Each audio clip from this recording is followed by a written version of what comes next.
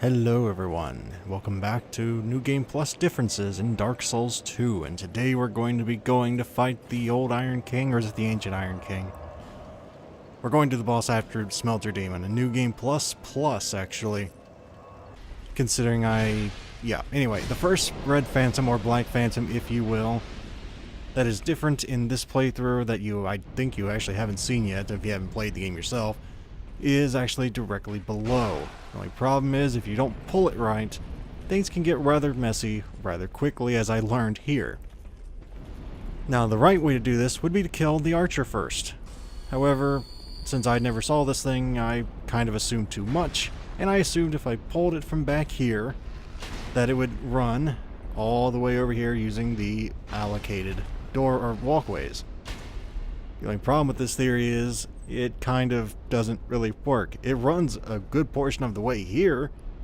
It just kind of stops, right? Well, you'll see exactly where it stops, but you gotta be careful if you don't take care of that archer. As you see, it's walking back. The only real way to take care of it, and the dangerous part is if you do this, if you even take a few steps toward it, it comes running back over again, and you get shot in the face with a giant lance. Now, you can get lucky like I do here, or you can do things the other way and take the archer down first. The only way I can think of to take this thing down without the archer being up is to literally just peg the archer from a distance over on the thing to the right. But yeah, that one just fell off. I can't do much about it. The second one is actually the most deadly one that I ran into. And the funny thing is, I've already fought this thing before. But this thing can do a ton of damage, even in New Game Plus. Not that particular attack, but as you can see, I have 50. It's a vitality. I don't remember the exact stat in this game, but the thing to look out for, this thing has a ton of durability, and it can just swing right through your swings, or after you hit it. Now, the way I came up with, if you're not good at PvP like me, you gotta use the environment to your advantage. The primary strategy here is to get that thing far away from the wall with the ladder. Ideally, you want it to roll around and swing on the other side of the room first, and climb up the ladder, and then quickly light the fire, or bonfire if you prefer, and then heal using an Estus. You will have enough time for this if you sprint up the ladder. And from up here, it's actually quite easy, because you have unlimited healing here as long as you have Estus, if you play it right. When you need healing, like right about now, because I was stupid there, when you need healing, all you have to do, really, is go up the stairs, and then quickly go to the right or left and get your drink on. And then jump down and repeat the whole thing over and over until it's eventually dead, and I say eventually because this thing has a ton of health. So as you can see, a little bit of brains actually does counter out if you don't have as much skill, like me. I'm not saying I have skill, I'm saying I don't have the skill. This is how I adapt to it. I mean, this is New Game Plus, and as you see, I just fell for one of the oldest tricks in the Dark Souls 2 book by getting hit with a push. That's embarrassing is what it is. But yes, this thing is probably the most dangerous. Actually, I'm going to retract that statement right now. I was going to say this thing's probably the most dangerous thing in this area, but the boss was a lot more difficult this time through. But it was also a lot more fun. I don't know if it was because the first two fights were just kind of off, or if New Game Plus 2, they just kind of revamped his whole behavior pattern. I don't know, but I decided to play it safe because I didn't know what to expect in here, and I wanted to just basically double up on chances. So I put on my favorite garb, full garb, put on my Lawn Captain Helm plus 10, and now we're in style. Now, what was so different compared to my first two runs of this boss? It didn't move. The boss did not move the entirety of the fight. Which, if you remember my first few videos on this thing, it was constantly moving, going under the lava, and then appearing somewhere else, and I based my whole strategy on that. This fight was quite a bit different. Whereas it was there, and it stayed right there for the entirety of the fight, which really kind of makes you get better at this fight, or you die. And I'm just going to tell you, if you never fought this boss before, don't try and block any of its attacks except its fire, because it will not work.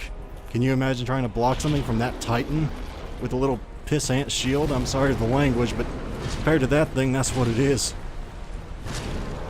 As you can see, this is not typical gameplay you would see from me. This is more typical gameplay from someone who, you know, dodges every fight. I don't do that, which is all the more impressive for me. Of course, this is where I learned that attack you just got to get the hell out of the way of. Even with a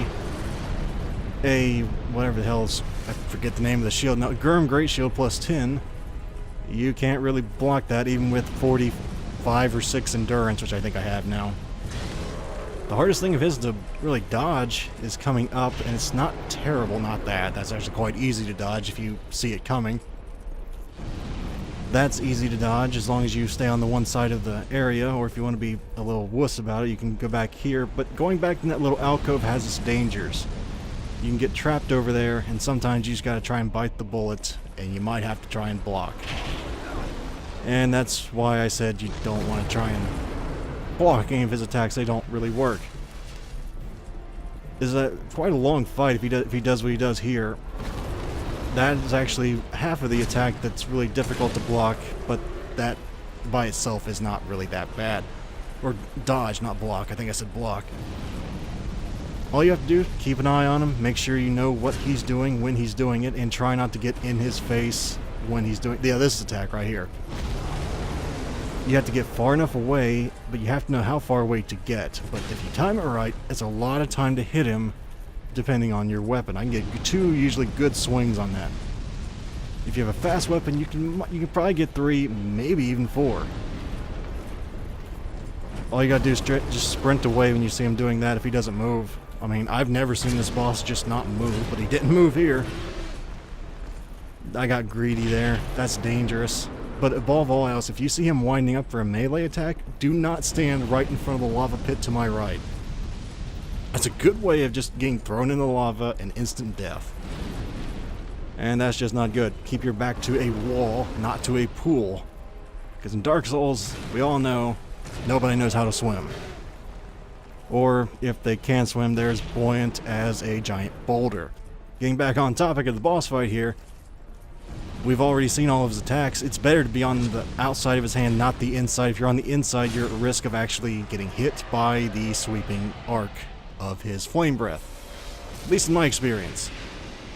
So, hopefully this helps somebody out there with his different strategy. I've never seen that before.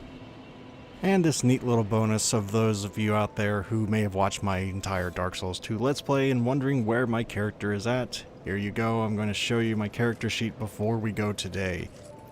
I've actually been keeping with my no magic, no faith, no nothing, and it kind of shows in my stat, deployment, or whatever you want to call it here.